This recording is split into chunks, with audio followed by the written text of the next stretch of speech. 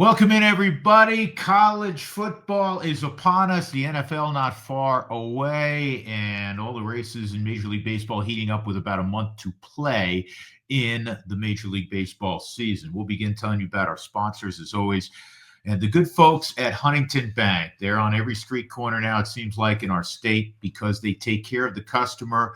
They have wonderful banking arrangements for you. Just go to their website, huntingtonbank.com, and you'll learn more. It's presented, as always, by Huntington Bank, home of asterisk-free checking with no monthly maintenance fee, no matter what. So Colorado, it's your money. Keep more of it. Visit huntington.com/your money. You'll be glad you did. And also the good folks at Steel, STIHL, steelusa.com. You know the drill. If you have any inclination to make your lawn, make your property look any better, look no further than Steel. Again, STIHL, steelusa.com is where you go shopping. Steeldealers.com is where you'll find your local dealer, and you can pick up whatever you picked out online. I've done it many times. It is the best. Steel, STIHL, Steel and Huntington Bank, big thanks to you. All right, we're off and running. College football is upon us. I didn't even know where to start this week. I get so fired up for college football, but I'm going to start at the end, if you will, and the end of a career that became iconic. This guy became synonymous with college football long after even the most hardened fan would have known his name. And of course, I'm referencing Lee Corso, who was a coach. And way back in another lifetime when he played at Florida State, he was roommates and very close friends with the late actor Burt Reynolds, who for some probably don't even know who Burt Reynolds is, but for others who do, I'm assuming that some people who are following this podcast are closer in age to me than maybe this latest generation. But Burt Reynolds was kind of an action star, a funny man. I think of him with Dom DeLuise, but he was a heck of a football player and played at Florida State, and he was roommates with Lee Corso. Lee Corso brought us joy every single Saturday, and it became appointment television to see what kind of cockamamie hat he was going to put on, or Helmus, or Brutus, as he did the first time 29 years ago, and then in the last time that he would don the headgear. It was appropriately Brutus, and the game that he would call it a career on at 90 years young was Ohio State hosting Texas. And we'll get to that encounter in a moment. But Lee Corso had what few in television possess. We live in maybe the most polarizing time, and there are many reasons for that. One is I think everybody has a voice, and I'll also get to that subject a little bit later on when we break down the Texas and Ohio State affair. But Lee Corso was universally liked. You couldn't dislike him. For the younger crowd, he was your uncle. He was your granddad. He was a guy that shared passion. He told dad jokes, if you will, with his incessant, "Not so fast, my friend." He called the people on the set, those who were close to him on ESPN, sweetheart. He had a way about him that even if he did not pick your team, it was inoffensive, where so many pundits, so many people with a microphone like this in front of them can annoy, can enrage, can be divisive. Not with Lee Corso. Again, even if he didn't pick your school in the big matchup, you said, okay, he's still funny. He's still interesting. He's still eminently likable. And he was that way from when he first donned the set before game day became this monster product and vehicle till his last day on the set in Columbus, Ohio. And I thought it was awesome that they were at midfield for the last hour. I thought it was awesome that their mics became the microphones that you could hear on the public address system in front of more than 100,000 people at the shoe. It was done right. It was a marvelous send-off from Kirk Herbstreit and Reese Davis and Desmond Howard and Pat McAfee and all the others, from Charles Barkley to McConaughey, everybody who sounded off, because he became this giant that ushered in the beginning of college football every weekend. I'm going to miss that. And I made sure I was tired because, we've been running around country, had a Rockies game that went almost 3 hours last night, and I wanted to sleep in a little bit, but I made sure I got up at 7 to see the entire 3-hour college game day. And from a television standpoint, they did a marvelous job, in my opinion. So hopefully Corso is with us for many more years. But what he became and what he did for so many people who love college football or even just like college football, he ushered in each and every weekend. And it was appointment television. Even if you didn't watch the whole college game day, you wanted to see the last 10 minutes when they did the pick'em segment and ultimately the biggest game where he was going to put on the headgear. And it was awesome. So I wanted to start the show with that.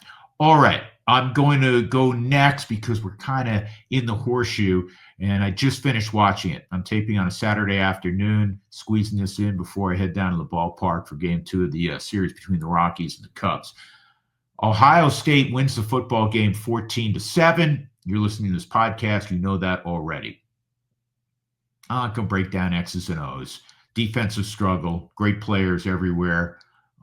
Smith early drops 2 passes for Ohio State. So there's early game jitters. I will tell you that both offenses will be better. I will also tell you that unquestionably, these are 2 of the best teams in the country. We know that going in. They're both going to be in the playoffs. And I love the fact that that's what we're getting in week 1 and not as somebody on game day. I don't know if it was Herb Street or it was McAfee. It may have been Coach Saban. I don't remember who said it. But it's a whole lot better than watching LSU play McNeese State, with all due respect to McNeese State, or Ohio State play Toledo, with all due respect to the Rockets out of the MAC. I mean, these are 2 heavyweights. And if we look at it realistically, even later in the season, if one team's going to win and one team's going to lose, we know that. The team that loses, unless it's like decisive, shouldn't plummet that much. So Texas went into the game number 1, and Ohio State went into the game number 3. At the conclusion of this weekend, if Texas is anywhere south of 2 or 3 in the country, whoever voted them as such is an idiot. Because we know from a talent standpoint, they're really, really good. And we know that there's only 6-8 teams in the country that really can win a national championship. And we'll talk a lot about that in the coming weeks. We've talked about it in the past. There are divisions now. There's a hierarchy that includes the you-know-who's, right? The Georgias, the Ohio States, the Texases. And then there's a next level down. Then there's the next level down. There's a next level beneath that. And maybe in the second level, you can sneak into a college football playoff. And I hope to God they don't, expand it any further really than it is. I mean, that idiocy that was promoted in some circles recently where there was going to be 24 teams. Are you kidding me? I mean, I get it. Everything's about money, but that's ridiculous. So going back to this encounter between Texas and Ohio State, I want to talk about where we are in the coverage of everything, not just sports, news, politics, any sort of current events. Everybody has a mouthpiece because of social media. And sometimes we think the loudest cat on the corner is the most influential. If you think about it, they're not the most sensible. But there's a whole lot of folks who fall into the category of the loudest cat on the corner making a whole lot of money, and they could give a shit about whether what they're saying makes any sense, has any credibility, has any long-standing meaning. That's where we are as a society. So how does that apply to what we just watched with Texas taking on Ohio State? Arch Manning was anointed as the greatest college quarterback since, I don't know, Andrew Luck. You want to throw John Elway in there from 40 years ago? Go right ahead, because that's what we were hearing. Now we understand, and I certainly do, I'm not a fool, that he has the famous last name. And we understand that some of that perhaps influenced him being the number 1 recruit in the nation when he came out of Isidore Newman, the private high school that all the Mannings attended in New Orleans. And I will tell you that this is not me getting on my soapbox to say, yeah, the kid sucks. No, he doesn't. I think the kid's going to be really good. He didn't play particularly well in his first game as the clear number one quarterback at Texas. Remember, he filled in last year, and all those games were at home, and they were against typically lesser opponents. So he makes his first start as you're the guy in front of millions of people and 110,000 in the shoe. And he was nervous early on his first pass attempt, first snap of the game. He had a tight end wide open, and he missed him. He threw the ball in the turf 5 yards in front of him. So there were nerves there. There was inaccuracy throughout the afternoon. Made a quality throw for the one touchdown Texas had, but he missed a wide open receiver on that final drive where they could have tied up the football game, or if they had the balls to go for two if they were to score, maybe win the football game. But I just thought about this whole thing of we're putting enormous pressure, and I get it. If you're the quarterback at Texas, even back before social media, there was enormous pressure. When I was doing a lot of Big 12 football, when Texas was in the Big 12, I remember, Chris Sims when he first arrived, son of Phil Sims, top-ranked quarterback in the country. He's about the only kid who wasn't from the state of Texas back then on Mac Brown's roster. He was from New Jersey, where he grew up. And there was enormous pressure on him. There's always going to be enormous pressure in the big time programs. But Arch Manning will be fine. But let's pump the brakes, man. You don't have to be that talk show host, that person on the corner that says, this is the greatest I've ever seen. He's more athletic than his uncles because, yes, he can tuck the football down and run with it. But I didn't see the accuracy of Peyton. Not even close. I didn't see the guy that fast forward 8 months that I say, man, there's the number one pick in the draft. I'm not saying he's not. He said recently he doesn't even know if he's coming out, despite everybody's conjecture that it's automatic. He's coming out. He's going to be the number one pick, and he's going to take his Heisman Trophy award with him. Pump the brakes. It's okay. We'll see how good he is over a period of time. But as I watch this poor kid today, I'm like, fair or unfair, he's a Manning. He's a really good athlete. He obviously, in addition to the pedigree, has demonstrated, not only through his high school career, but through practice sessions and minimal game opportunities, that he's very talented.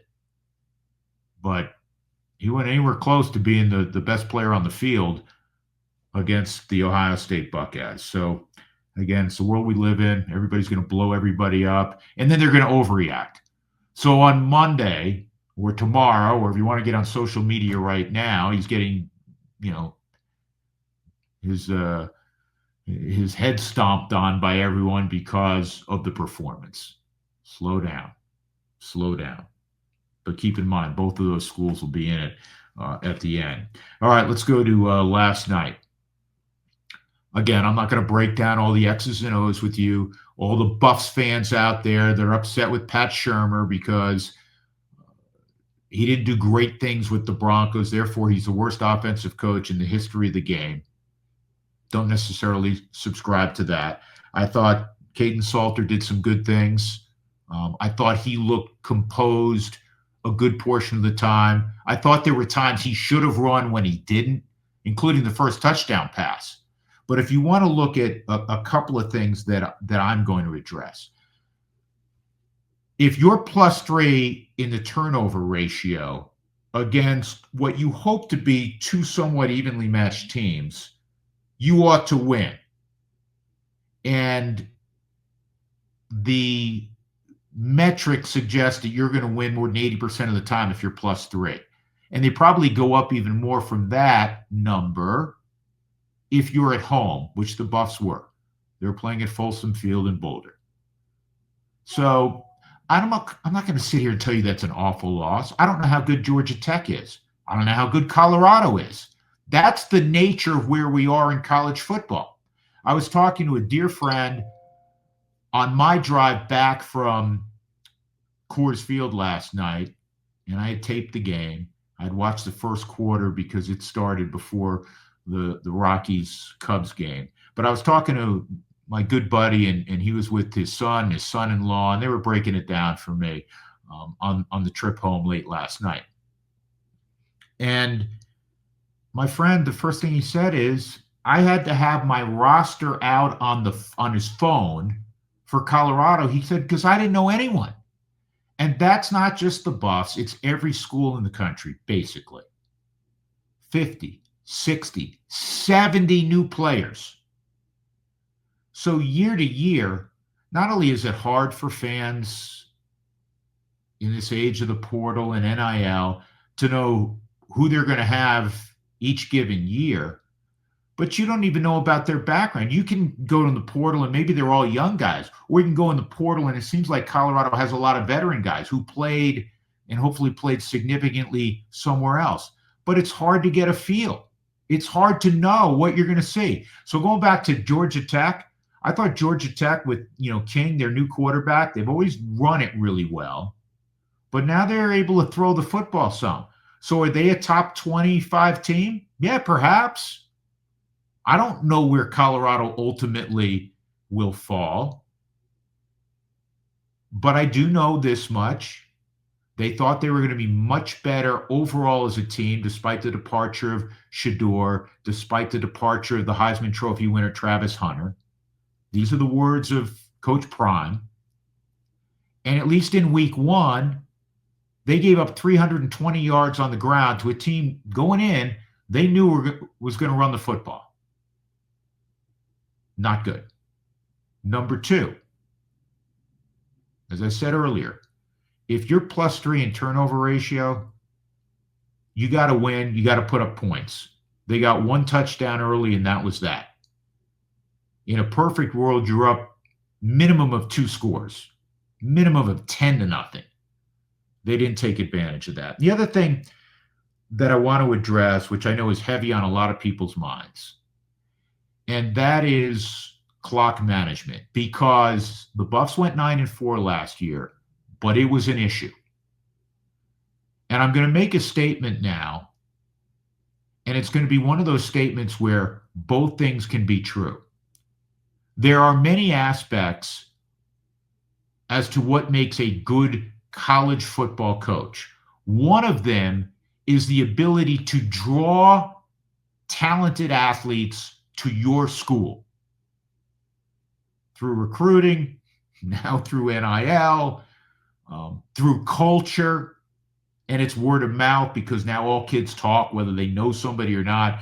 They can hook up and say, hey, man, you're going to love it here. It's great. It's a great organization. And that's what it is. It's an organization now, right? It's not semi-pro football. It really is pro football because they're getting paid. So Deion Sanders, here's my statement where both things can be true, is outstanding at drawing attention, and mostly positive attention, and drawing athletes to the University of Colorado. Outstanding. He's not an outstanding game day coach. He's not. He doesn't manage the clock well. In terms of game planning, that is a multitude of coaches, the coordinators on both sides, the contributions of other assistant coaches to how you want to attack the defense coming in. Defensively, how you want to schematically slow down, in this case, Georgia Tech, because you knew you were going to get heavy run game. You were getting an RPO game with King. But when it comes to late game strategy, it is often about how you manage the clock. And you practice, whether it's high school, college, or the NFL, you practice all sorts of scenarios with the clock, especially major college football. 2 timeouts, a minute left. 1 timeout, 30 seconds left, down by 3. Get the ball at your own 18. Get the ball at your 30. They also do 4-minute drill when you're up by a score and how you're going to drain the clock. Those things are practiced all the time.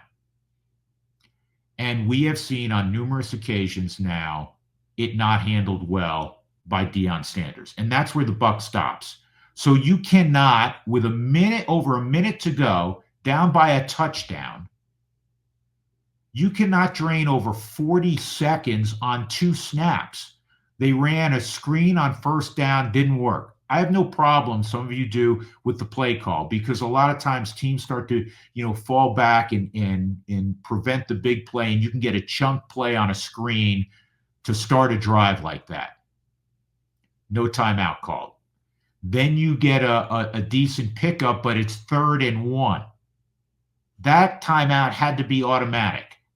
And so ultimately, you end up having to throw a Hail Mary, where if there was some efficiency and also some success with that efficiency and your timeouts were utilized, you could have been in deep enough plus territory where you got hopefully a couple of legitimate throws to the end zone, not 50-yard prayers, where you're at the plus 20 or even the plus 25, where you can run routes and try to hit a play into the end zone.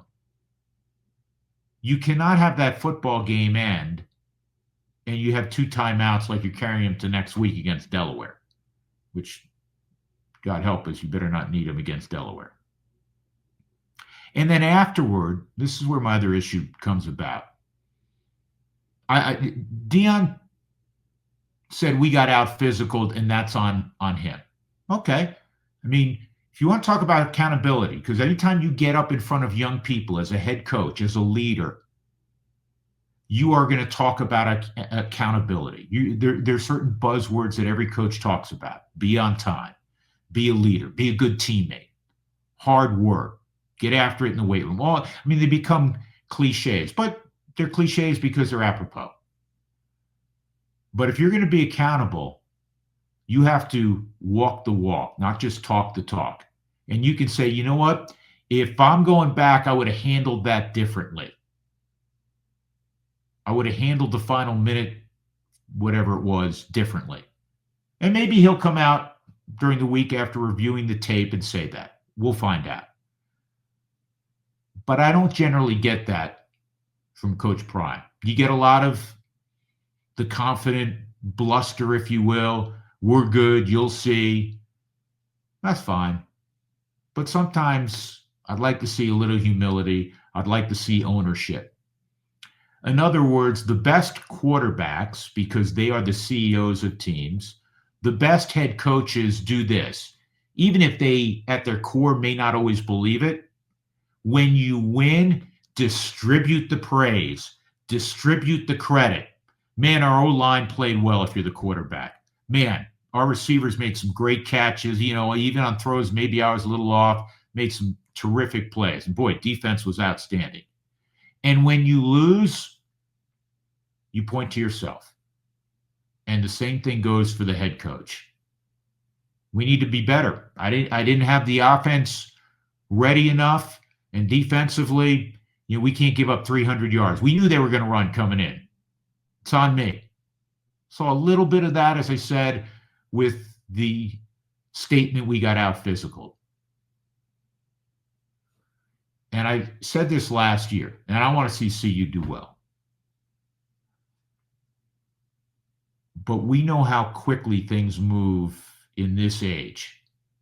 And you can be the cat's meow, as Deion was the first 3 weeks that he was the head coach in Boulder. And things are much better than they were, my goodness. And he deserves a ton of credit for that. They were 9-4 last year. Now it's a whole new roster. Again, his kid, is trying to get playing time with Cleveland. And the Heisman Trophy winners down in Jacksonville.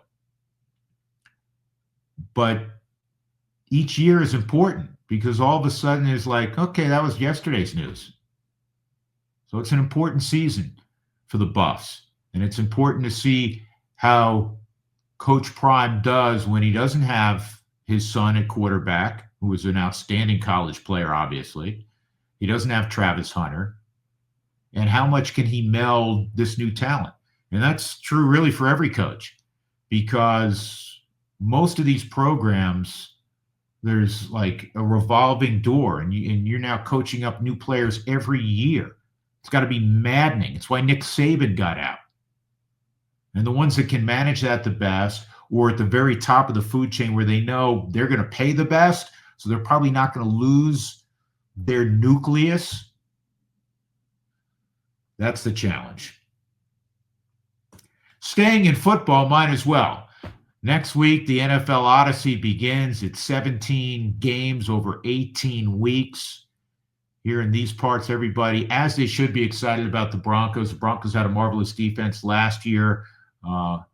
You would think with the addition of Greenlaw at linebacker and what they've done at safety that they should be even better.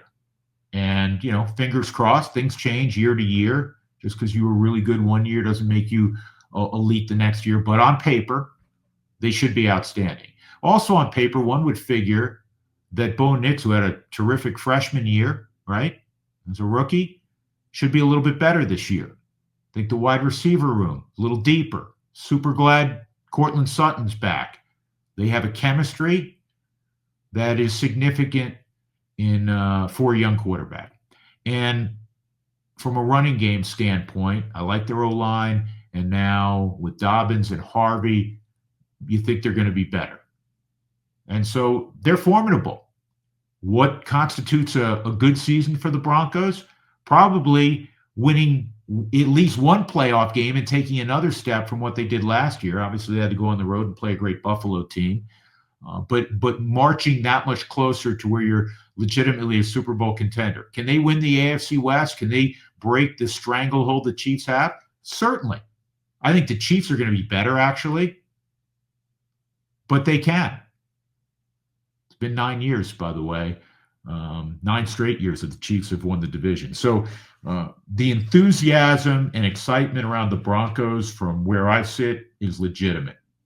I pull for the Broncos. I pull hard and hardest for the New York Giants because that's where I'm from. And it's like the team that's always allowed me just to be an unadulterated fan. And the reason I'm bringing them up here is that the former Bronco quarterback and Seattle Seahawk great Russell Wilson's now their quarterback. How long does he keep that seat before the cries for Jackson Dart ring from every corner of New Jersey and New York and Connecticut? I think Russell will be okay. I think the Giants will be better than people think. They play a murderous schedule, so I don't know, how many more wins they'll have, but I do think they're much better. I think they're going to have a heck of a pass rush. But it'll be interesting because Dart played really well in the preseason, for whatever that's worth, which for me is not a whole lot more than what we witnessed in baseball in March. Vanilla defenses, not sophisticated game plans. You're playing a quarter, maybe you're playing a half. Big league players are, playing 5-6 innings, 2-3 at bats through most of March. Did they get, a bunch of hits off of double-A guys? That's why I make the analogy. So we don't know yet about Jackson Dart. It's a whole lot better than, if he went out and threw 4 picks in the preseason. He didn't do that. But even for Bronco fans, I think it'll be interesting from afar to watch what Russell Wilson does now on his 4th team in the Big Apple. I know I will be watching that one closely. The other NFL news that stole all the headlines this week, and I felt it necessitated a comment, and that was Micah Parsons, who was in a contract dispute, even though he was under contract, being traded to the Green Bay Packers for Clark, a 3-time Pro Bowl D tackle, and 2 number 1s. Jerry Jones can say all he wants. And let me say this before I speak further. This could be a win-win for both teams. It really could. In that I didn't, or probably anybody else who knows a damn thing about the NFL, had the Dallas Cowboys making a ton of noise this year, especially in the NFC East. The Eagles are the reigning Super Bowl champions. We saw how good Washington was last year under Daniels. So nobody had the Cowboys as Super Bowl contender. That being said, since that's the case, getting two number ones, and I know in all probability they'll be in the 20s somewhere because Green Bay figures to be good, and getting a strong 30-year-old D tackle as they build for the future, because they weren't very good the last couple of years, even with Micah Parsons averaging a dozen sacks or so a year. Maybe they will be better off. Now, Jerry Jones is full of shit when he says, we're better today without Micah Parsons. No, you're not. Micah Parsons has Hall of Fame potential, Hall of Fame pedigree, especially the way he started his career through 4 years. You win football games, especially at the NFL level, by pressuring the quarterback and quarterbacks and wide receivers.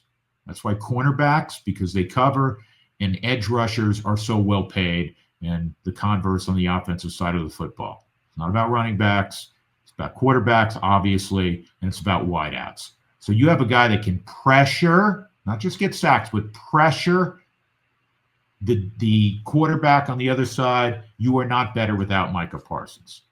But maybe down the road, you will be, because you have draft capital. For Green Bay, they're already pretty good on defense, and now they're that much better because of the presence of Micah Parsons. They're going to be a handful in the NFC. A lot of people predicted them to do, great things a year ago. So, they got Jordan Love, and now they have Micah Parsons on the defensive side of the football. But, Jerry, come on, man. You ain't better. You're not better now without Micah Parsons. Sorry. What's next on my list? Oh, I want to talk some baseball things. I'll finish with the Rockies in a moment. But a couple of stories from baseball this week. Kyle Schwarber goes and hits 4 home runs in a game. It's the 21st time in the great history of Major League Baseball that players hit 4 homers in a game. We are watching baseball in an era where it's harder than ever to hit. We've talked about this. If you watch the sport, everybody throws 100 miles an hour. Everybody's got wicked sliders, sweepers, curveballs, splitters. It's impossible to hit. Every guy who comes out of the bullpen throws 100. The averages are lower than ever before. Yet this year, we've seen 3 different guys on this tiny list of 21 all time, 150 years of baseball. This tiny list. 3 of the 21 have hit 4 homers in a game this year. Eugenio Suarez did it earlier this year. Rookie Nick Kurtz with the Athletics did it. Almost hit a 5th. He hit the top of the wall his 5th time up. And Kyle Schwarber just did it. And he had a 5th at bat and was facing a position player, and he got, 55 miles an hour like BP down the middle, and he got a little big, and he ended up popping it up to shallow left field. But he could have hit 5 in a game. I thought that was incredible. It also takes me to my stat of the week. I threw this out there on television also. I was doing some digging on Schwarber. I love Schwarber. He's a great, great leader. He's a guy's guy.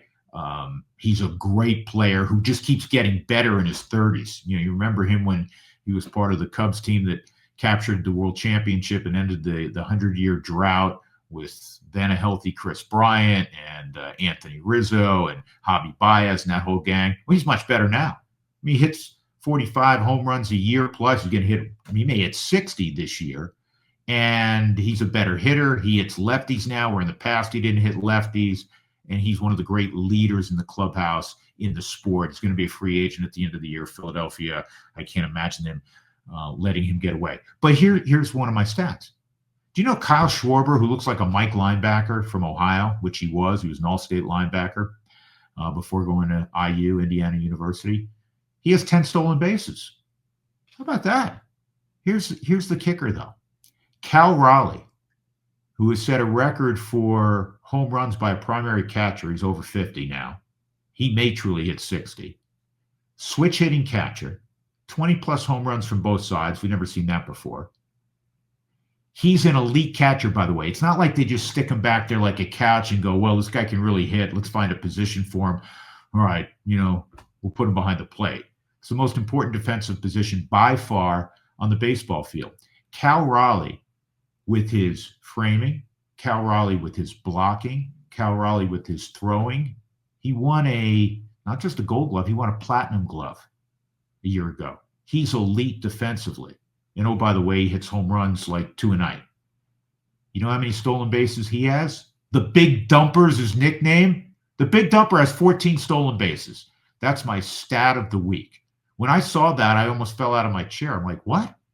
This dude who's hitting home runs all the time, who's elite defensively, who's leading Seattle in as they try to secure a playoff spot, he also has thrown out 14 stolen bases. That's pretty cool. All right, very quickly on the Rockies. Yeah, not a good week. 1-5 on the road trip. Not a good night against the Cubs as they returned home last night. 11-7 the final. The Cubs, led by Dansby Swanson's 2 home runs and then a bases-loaded triple. He drove in 6. Cubs prevail. We'll see what happens a little bit later on tonight. I still hold to the fact that the Rockies are playing better, especially at home. But this Cub team, is pretty talented. We saw the first start of McCade Brown. It was on the road.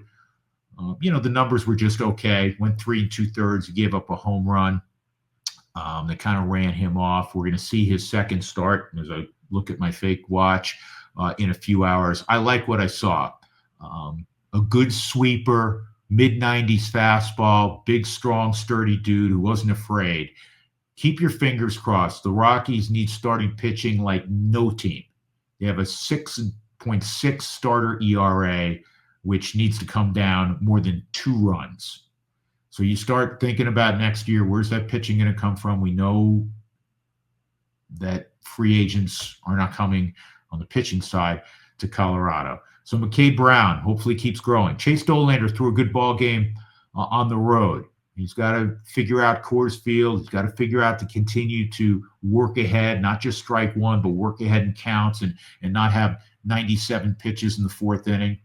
But he did take a little step his last outing. Tanner Gordon's been really good the last 3. He profiles, and this isn't being critical, but just more honest, he profiles as a back-of-the-rotation guy. He doesn't have overwhelming stuff. He truly has to pitch, but it's been good. His last 3 outings, he's defeated 3 good teams. So that's been a positive. For future Rockies, when it comes to starting pitching, Griffin Herring, who was picked up in the McMahon trade, he has a 1.71. He's a left-hander. He has a 1.71 as a starter in Spokane since being picked up by the Rockies. Ben Shields has a sub-2 ERA, another pitcher the Rockies picked up.